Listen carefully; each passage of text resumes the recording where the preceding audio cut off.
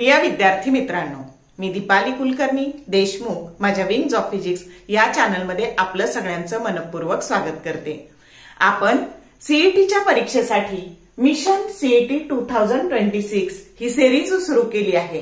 काही अपरिहार्य कारणामुळे मध्यंतरी मी रेग्युलरली व्हिडिओ अपलोड करू शकले नाही, त्याबद्दल मी प्रथमतः दिलगिरी व्यक्त करते। पण आता इथून पुढे रेग्युलर कन्सिस्टन्सी ठेवून मी व्हिडिओ अपलोड करेन याची खात्री मी तुम्हाला देते की जेणेकरून तुम्हाला रोज 5-10 प्रश्न करणं सोपं जावं। तर सध्या ऍडमिशनची प्रोसेस सुरू आहे आणि खूप मुलांचं एक मार्कावरून एक पर्सेंटाईल वरून ड्रीम कॉलेज जात आहे, ड्रीम ब्रांच जाते आहे आणि मग मुलांना पश्चाताप येतो की थोडा आणखी 1-2 मार्काचा अभ्यास केला असता तर 1-2 मार्क जास्त पडले असते तर आपलं स्वप्न साकार झालं असतं। आपण वेळ निघून गेल्यावर पश्चाताप करण्यात काहीच अर्थ नसतो आणि म्हणून तुम्ही जेवढं सीईटीला सोपं समजता तेवढी ती सोपी नाही। तिथे एक मार्कासाठी कॉम्पिटिशन आहे, काठिण्य पातळी ही वाढलेली आहे आणि म्हणून तुम्ही फोकस्ड राहून आपलं जे काही गोल आहे त्याच्यावर लक्ष केंद्रित केलं आणि अगदी पहिल्यापासून व्यवस्थित अभ्यास केला तर तुमच्या हाती निराशा येणार नाही। आणि म्हणूनच आपण अगदी डीपली ही सिरियल बघतो आहोत आणि याच्यामध्ये आपण पहिल्या 3 भागांमध्ये जो काही रॉड होता त्या रॉडवर कशा प्रकारे प्रश्न विचारले जाऊ शकतात ते सगळं पाहिलं आणि आजच्या भागामध्ये आपण रिंग बघणार आहोत आणि रिंगवर कसे प्रश्न विचारले जातात, त्यानंतर पीवायक्यू कितीदा रिपीट झालेले आहेत, कन्सेप्ट रिपीट झाले तर कशा होतील, त्याच्यावर शॉर्टकट कसे तयार होतील, हे सगळं आपण आजच्या भागात बघणार आहोत। तर वेळ न घालवता आपण सुरू करूयात आजचा भाग। आता सगळ्यात आधी ही जी रिंग आहे ह्या रिंगची सिच्युएशन आपण लक्षात घेऊ की ही जी रिंग आहे हिचं मास एम आहे, कॅपिटल एम आहे आणि हिची रेडियस ही आर आहे, कॅपिटल आर आहे। मग आता बघा ह्या पद्धतीने बघा M is the mass of the ring and R is the radius of that ring. मग सगळ्यात आधी तुम्हाला कदाचित याच्यावर थेरी प्रश्न सुद्धा येऊ शकतो रेग्युलरला आणि म्हणून आपण बघूयात। तर हा जो ऍक्सिस आहे तर हा ऍक्सिस,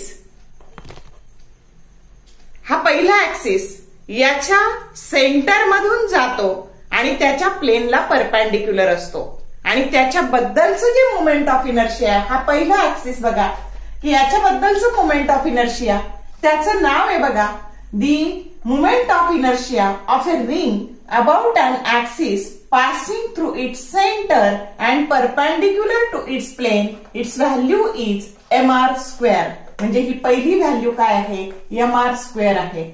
आता दुसरी याच्या डायमीटरला कोइन्साइड होणारा ऍक्सिस, आता बघा आपण बघूया हा डायमीटरला कोइन्साइड होणारा ऍक्सिस आहे, याला आपण आयडी असं म्हणू। मग आता तुम्ही जर नीट निरीक्षण केलं तर बघा हा ऍक्सिस असा होता आणि हे 2 ऍक्सिस आहे हे त्याच्या डायमीटरला कोइन्साइड होतात, दिसतंय का बघा नीट। आता हा एक एक्स ऍक्सिस आहे, एक वाय ऍक्सिस आहे, बघा इथं हा एक्स ऍक्सिस आहे, एक वाय ऍक्सिस आहे आणि हा तिसरा ऍक्सिस त्याला जो आत्ताच आपण पाहिला त्याच्या सेंटर मधून गेला तो त्याला परपेंडिक्युलर आहे आणि म्हणून इथे या पद्धतीने हा आय एक्स आणि हा आय वाय आणि मग ज्या वेळेस आपल्याला आयझेड माहिती आहे ते mr² आहे आणि म्हणून डायमीटर साठी परपेंडिक्युलर ऍक्सिस थेरम वापरायचा, I Z that is equal to I X plus I Y, पण हे दोन्ही डायमीटरला कोइन्साइड होतात म्हणून या आय वाय ची किंमत आय एक्सच टाकायची आणि 2ix and that is nothing but 2id आणि ह्या आयझेड ची किंमत mr² आहे आणि म्हणून आयडी मिळालं, डायमीटरला कोइन्साइड होणाऱ्या ऍक्सिस बद्दलचं मोमेंट ऑफ इनर्शिया मिळालं mr²/2। बघा ह्या व्हॅल्यू खूप महत्वाच्या आहेत, नीट लक्ष द्या। आता बघा तिसरा ऍक्सिस कळलं का, मग हे आयडी हा दुसरा ऍक्सिस डायमीटरला कोइन्साइड होणारा आणि त्याची व्हॅल्यू आहे mr²/2। आता अशी टँजंट की ज्याच्या प्लेनला ती पॅरलल आहे, टँजंट पॅरलल याच्याबद्दलचं घ्यायचं। मग आता बघा आपल्याला ह्या ऍक्सिस बद्दलच माहिती आहे, याचं काढायचंय. आता थेरम वापरायचा, पॅरलल ऍक्सिस थेरम. मग आता बघा IO किंवा IT पॅरलल म्हणू आपण त्याला. आणि या ऍक्सिस बद्दलचं मोमेंट ऑफ इनर्शिया आहे mr²/2. आणि आता बघा याची रेडियस जर r असेल तर दोन पॅरलल ऍक्सिस मधलं अंतर r आहे आणि म्हणून ते झालं mr². आणि मग ही व्हॅल्यू आली तुम्हाला 3/2 mr². टँजंटला पॅरलल असणाऱ्याची व्हॅल्यू आली 3/2 mr². आता बघा पुढचं, एक tangent perpendicular to its plane. बघा ही चौथं, ही टँजंट आहे पण ती परपेंडिक्युलर आहे. टँजंट परपेंडिक्युलर किंवा याला असे म्हणतात एक transverse axis passing through it's one end. त्याला दोन नावं आहेत. चौथं, ए टँजंट परपेंडिक्युलर. मग आता बघा इथं पण पॅरलल ऍक्सिस थेरम वापरायचा. याच्याबद्दलचं आहे mr² आणि परत हे m आणि ह्या दोन मधलं अंतर r² आणि म्हणून हे झालं 2mr². मग आता रिंगच्या 4 व्हॅल्यू लक्षात आल्या का? पहिला ऍक्सिस त्याचं नाव आहे बघा passing through its centre perpendicular to its plane. त्याची व्हॅल्यू आहे mr². Coincide with its diameter, त्याला 2 ने भागायचं, mr²/2. A tangent parallel to its plane म्हणजे ह्या व्हॅल्यूत फक्त mr² मिळवायचे, ते झाले 3/2 mr². आणि A tangent perpendicular to its plane ह्या व्हॅल्यूत mr² मिळवायचे 2 mr². अशा 4 व्हॅल्यू, ही 1, ही 2, ही 3 आणि हे 4, ह्या 4 व्हॅल्यू चांगल्या करा. आणि याच्याबद्दलचं कोणाचंही रेडियस ऑफ गायरेशन विचारली तर सोपी ट्रिक सांगते. त्याचं m काढून टाकायचं आणि राहिलेल्याला अंडर रूट घालायचं. म्हणजे याच्याबद्दलची रेडियस ऑफ गायरेशन असेल, m निघून गेलं, √r² म्हणजेच r आलं. याला जर अंडर रूट घातलं, याबद्दलची रेडियस ऑफ गायरेशन m निघून गेलं आणि r/√2 आली याची रेडियस ऑफ गायरेशन. याची काढायची झाली तर तुमची √3/2 आणि r ही येईल इथे, √3/2 इंटू r ही आली. आणि याची घ्यायची झाली तर ह्या ऍक्सिस बद्दलची तर √2r ह्या झाल्या रेडियस ऑफ गायरेशन. त्या पण आपल्याला माहित असल्या पाहिजे. तर या पद्धतीने आधी हे रिंगचं बेसिक नीट लक्षात घ्या आणि आता आपण त्याच्यावरचे प्रश्न बघूयात. आता हा जो रिंगवरचा प्रश्न आहे ना, हा CET 2021 ला विचारलाय बघा. 3 rings each of mass capital M and radius capital R are arranged as shown in the figure. The moment of inertia of system about axis y' will be option A 5 mr², B 7/2 mr², C 3/2 mr² and D 3 mr². मग आता इथं आधी आपल्याला ह्याच्यात 3 ring दिलेल्या आहेत. हिला ring first म्हणलेलं आहे, हिला रिंग सेकंड म्हणलेलं आहे, हिला रिंग थर्ड म्हटलेलं आहे. आणि y' या ऍक्सिस बद्दल या सिस्टीमचं मोमेंट ऑफ इनर्शिया काढायचंय. मग आता आपण या मगाशी थेरोटिकल व्हॅल्यू पाहिल्या ना, त्या सगळ्या आपल्याला लागणार आहेत आता. तर आता हा पहिल्या रिंगच्या बाबतीत हा जो ऍक्सिस आहे तो त्याच्या डायमीटरला कोइन्साइड होतो. आणि ह्या 2 नंबरची आणि 3 नंबरची रिंग आहे त्यांच्यासाठी हा जो ऍक्सिस आहे हा टँजंट ही पॅरलल टू इट्स प्लेन आहे. आलं लक्षात? आणि म्हणून मग आता आपण पाहिलं डायमीटरला कोइन्साइड होणाऱ्या ऍक्सिस बद्दलचं मोमेंट ऑफ इनर्शिया mr²/2 असतं आणि टँजंट पॅरलल साठीचं मोमेंट ऑफ इनर्शिया 3/2 mr² असतं. मग याच्यासाठी 3/2 mr². आणि ह्या रिंगसाठी 3 नंबरच्या रिंगसाठी सुद्धा त्या ऍक्सिस बद्दलचं मोमेंट ऑफ इनर्शिया 3/2 mr². मग 2 LCM काढला आणि मग हे 1, हे 3 आणि हे 3 असे 7/2 mr², की जो करेक्ट ऑप्शन काय आहे? बी आहे. समजलं कसं सोडवायचं ते? आणि म्हणून पहिल्या 4ही व्हॅल्यू तुम्हाला येणं गरजेचं आहे. आलं का लक्षात? त्या नीट केल्याशिवाय रिंगवरचे प्रॉब्लेम सोडवता येणार नाही. आणि असा सेम प्रॉब्लेम तुम्हाला डिस्क साठी विचारलेला आहे, हॉलो स्फिअर साठी विचारलेला आहे आणि सॉलिड स्फिअर साठी सुद्धा विचारलेला आहे. त्या बॉडी जेव्हा येतील तेव्हा आपण पाहूया. आणि म्हणून हा टाईप खूप महत्वाचा आहे. कळलं का मग कसं सोडवलं ते?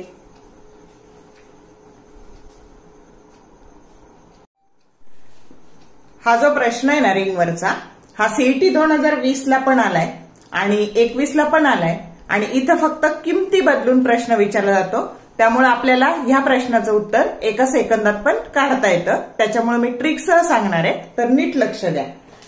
2 rings of radius capital R and NR made of same material have the ratio of moment of inertia about an axis passing through its center and perpendicular to its plane is 1:8.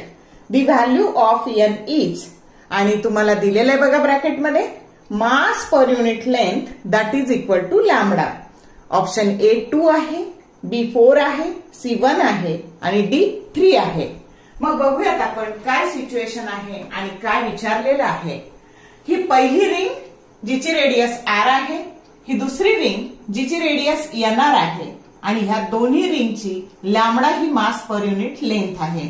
मग आता बघा, आपल्याला moment of inertia of a ring passing through its centre and perpendicular to its plane, त्याचा formula असतो mr². मग आता पहिल्याचं, आता रेडियस आहे म्हणजे मास वेगवेगळी आहे, रेडियस जर वेगवेगळी आहे तर मास पण वेगवेगळे असणार आहे आणि म्हणून पहिल्या रिंगचं मास त्याला m1 असं म्हणू, दुसऱ्या रिंगचं मास त्याला m2 असं म्हणू. मग मोमेंट ऑफ इनर्शिया पहिल्या रिंगचं मास आणि त्याच्या रेडियसचा स्क्वेअर आणि दुसऱ्या रिंगचं मास आणि त्याच्या रेडियसचा स्क्वेअर, हे झाले मोमेंट ऑफ इनर्शिया. मग आता आपल्याला दिलेल्या माहितीनुसार आपल्याला लॅम्बडा ही मास पर युनिट लेंथ दिलेली आहे आणि जर ही आर ही रेडियस असेल तर ती रिंग जर आपण अशी त्याची लेंथ घेतली तर ती लेंथ येणार आहे circumference and that circumference is 2πr. मग लॅम्बडा पहिल्या रिंग साठी lambda that is equal to m1 divided by 2πr आणि म्हणून m1 बरोबर आलं 2πr इंटू लॅम्बडा. दुसऱ्याची सुद्धा मास पर युनिट लेंथ ही लॅम्बडाच दिलेली आहे, याचं मास m2 आहे आणि याची ही जी लेंथ आहे ती येणार आहे 2πnr, कारण रेडियस nr दिलेली आहे. मग m2 काय झालं तर 2πnr इंटू लॅम्बडा आणि m1 बाय m2 जर घ्यायचं झालं तर 2πr lambda divided by 2πnr lambda, बाकी सगळं कॅन्सल झालं आणि m1 बाय m2 ची व्हॅल्यू मिळाली 1/n. मग आता बघा, इथे I1 बाय I2 जर आपण घेतलं, m1 बाय m2 हा मास गुणिले हा रेडियस, पहिल्याची radius r² divided by nr², मग याची किंमत 1/n आणि इथं पण r² कॅन्सल झाले आणि हे फक्त 1/n², म्हणजे हे झाले 1/n³ that is equal to 1/8.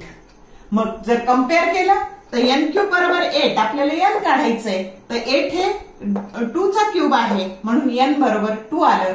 आणि सोपं लक्षात ठेवायचं, या रिंगच्या केसमध्ये mass is directly proportional to radius, एवढं सोपं लक्षात ठेवायचं. आणि म्हणून जर तुम्हाला इथं डिरेक्टली घ्यायचं झालं की m1 बाय m2 तर रेडियस डायरेक्ट घ्यायची झाली तर r डिवायडेड बाय nr आणि म्हणून जर तुम्ही r कॅन्सल झालं तर m1 आणि m1 बाय m2 ची किंमत 1/n आली. एवढं करायची गरज नाही. ट्रिक लक्षात ठेवा रिंगच्या बाबतीत की mass is directly proportional to radius. मी तुम्हाला हे लॉंग कटने करून दाखवलं पण या शॉर्टकट ट्रिकने येतं. आता तुम्हाला शब्द बदलून प्रश्न कसे विचारले जातात. इथे 8 ऐवजी 27 देतील. जर 27 दिलं तर यांची किंमत 3 येणार आहे, आलं लक्षात. जर इथं 64 दिलं तर यांची किंमत 4 येणार आहे. या पद्धतीने क्यूबच्याच संख्या इथं देतील आणि तुम्हाला एका सेकंदात उत्तर काढता येईल. त्या दिलेल्या आहेत आणि त्यामुळं हा प्रॉब्लेम सोडवणं सोपं आहे. ट्रिक कळली का आणि एका सेकंदात उत्तर कसं काढायचं ते समजलं का? नीट करा प्रश्न. अगदी वेळ वाचतो आपला, पण मी तुम्हाला दोन्ही पद्धतीने करून दाखवलं, लॉंग कट आणि शॉर्टकट. तर शॉर्टकट समजला का?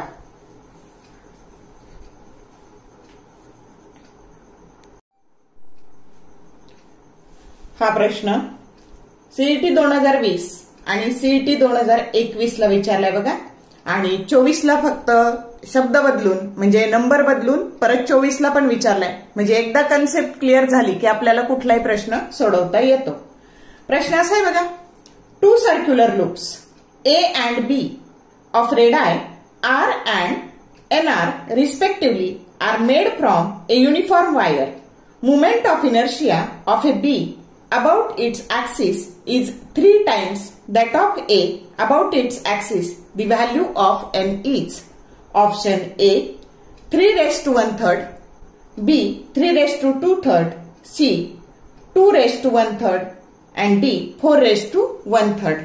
तर आता बघूयात आपण कसं सोडवायचं. तर आता 2 सर्क्युलर लूप आहे, याचा अर्थ रिंग आहे. ही पहिली रिंग ए दिली आहे, दुसरी रिंग बी दिली आहे आणि आता त्याची युनिफॉर्म वायर आहे, म्हणजे दोन्हींची मास पर युनिट लेंथ सारखीच असणार आहे आणि याची रेडियस आर आहे, याची radius capital N into R आहे. मग आता आपल्या मास पर युनिट लेंथच्या फॉर्म्युल्यानुसार एम इज पहिल्या रिंगचं मास त्याला एम ए असं म्हणायचं आणि दुसऱ्याचं मास त्याला एम बी असं म्हणायचं. मग आता M mass per unit length, mass divided by length, length झाली 2 पाय आर आणि याचं पण mass per unit length small M आहे, याचं मास एम बी आहे आणि याची लेंथ 2 पाय येणार आहे आणि त्यावरून एम ए ची value 2 pi R into M आणि एम बी ची value 2 pi N R into M आणि M B by M A जर काढायचं झालं, बाकी सगळं कॅन्सल झालं आणि इथे एन शिल्लक राहिलं. आलं लक्षात. आणि मी तुम्हाला ट्रिक सांगितली की mass is directly proportional to radius, म्हणजे M B by M A केलं तर एन आर बाय आर म्हणजे एन आलं. एवढं करण्याची गरज नाही. मग आता दिलंय काय आपल्याला, तर आय बी याचा moment of inertia that is the 3 times of this ring. मग आता 3 टाइम्स आय ए, आता I B by I A बरोबर 3 आलं आणि आय बीचा फॉर्म्युला आता बघा, मास याचं मास आणि रेडियसचा स्क्वेअर. मग आता बघा M B by M A into N R by R चा स्क्वेअर, आर आर कॅन्सल झाले आणि याची किंमत N, N into N square, it becomes N cube. आपल्याला एन ची व्हॅल्यू काढायची आहे. मग एन क्यूब ची व्हॅल्यू जर 3 आली तर N cube that is equal to 3, therefore N that is equal to 3 raise to 1/3 ही जो करेक्ट ऑप्शन ए आहे. समजतंय का. आता बघा 2024 ला आलेला प्रॉब्लेम इथं फक्त हे 4 टाइम्स दिले, तर काय करायचं ते आपण बघूया. आधी ट्रिक लक्षात आली का, एवढं करायची गरज नाही. दिलेलं I B that is equal to 3 times I A मांडायचं आणि डायरेक्ट हे I B by I A बरोबर एन क्यूब घेऊन टाकायचं. ते येतच म्हणजे. आलं का लक्षात. आणि मग कम्पेअर करायचं आणि सोडवायचं. हे मी तुम्हाला लॉंग कटनी शिकवलं, पण शॉर्टकटनी या पद्धतीने एका सेकंदात उत्तर आपल्याला काढता येतं.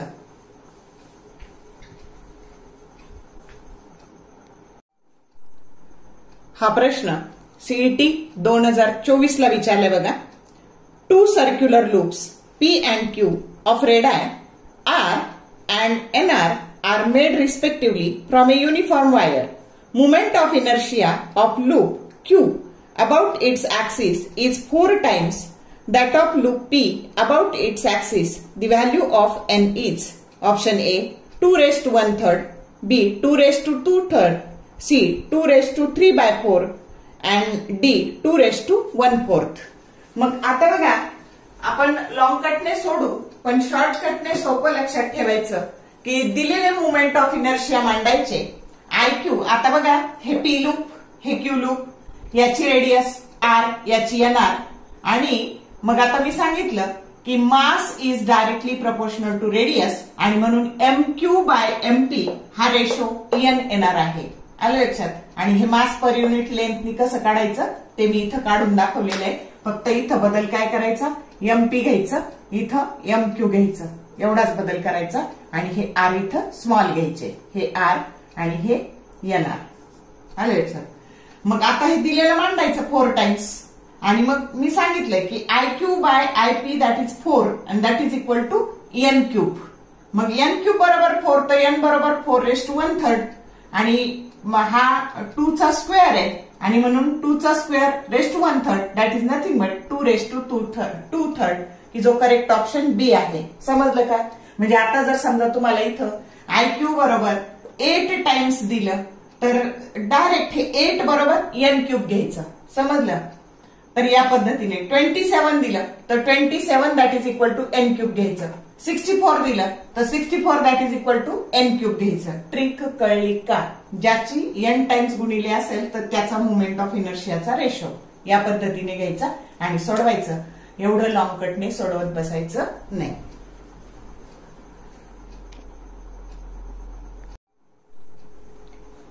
आजच्या भागामध्ये आपण सगळ्यात आधी रिंगचे 4 ऍक्सिस बद्दलचे मोमेंट ऑफ इनर्शिया पाहिले.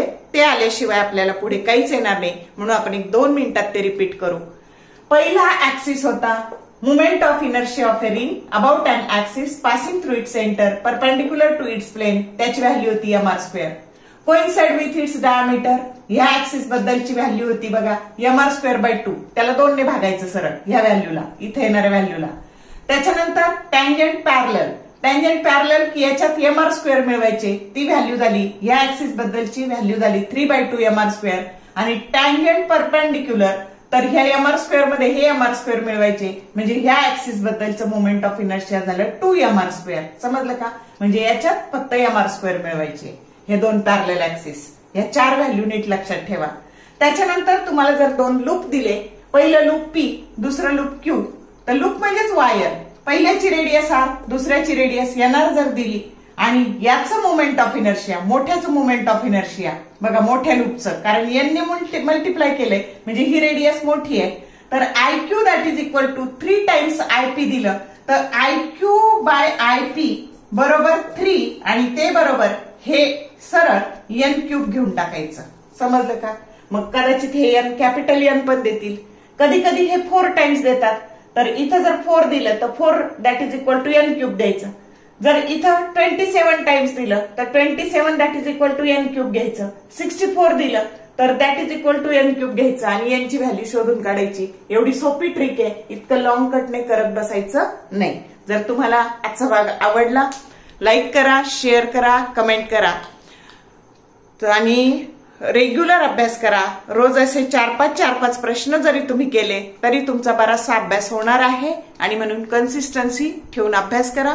All the best for your study.